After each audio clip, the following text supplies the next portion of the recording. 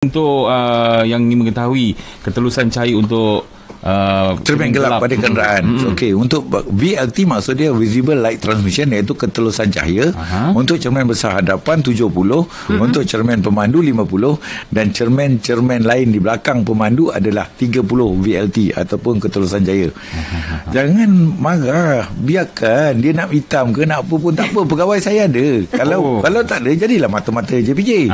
Itulah penting tu. Tangkap gambar kereta tu, ambil nombor kereta dia, beritahu dekat mana jumpa, hantar terus kepada aduan@jpj.gov.my, akan kita panggil siasat. Okay. Jadi mudah lagi kalau kita rasa geram sangat kan, orang tunggu kita tak boleh, kita gunakan aduan ini untuk memaklumkan kepada JPJ. Betul.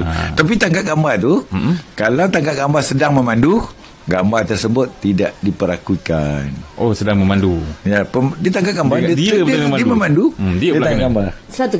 Satu kesalahan menggunakan handphone ketika memandu. Tak boleh. Jadi kena, macam saya tengah memandu sekarang ni, Q tengah duduk, Q lah kita akan tangkap. Jadi Cik Rosli Saman jadi terjawablah dengan apa yang ditanyakan mengenai kita, sebab ni dah cerita mengenai cermin gelap ni minggu lepas kan. Betul. Sekarang ni pun dah tahulah. Ada yang bagi alasan macam-macam, katanya cermin gelap ni untuk kita mengelakkan daripada penjenayah. Tak adalah. Kalau kita kereta saya tak ada filem langsung. Lagi jauh boleh nampak saya.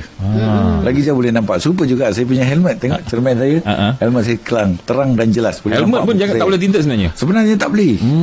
Tetapi kerana motosikal, jadi jarang nak kena tangkap lah. Kalau kena tangkap memang nasib kurang baik lah gitulah. Tapi ni dah nak musim, dah nak hampir musim cuti sekolah kan. Berhati-hati ketika memandu, terutama 7 perkara yang dilarang sama sekali untuk bayar kompaun. Jadi masih ramai lagi, minggu lepas saya balik kampung, masih ramai lagi mengukuri lorong kecemasan. 300 tu, 300 terus kan? Sorry, tiada maaf. Tiada maaf bagi. Tiada maaf bagi. Jadi 300 tu macam-macam boleh. Jangan membazir. Jangan membazir. Dan saya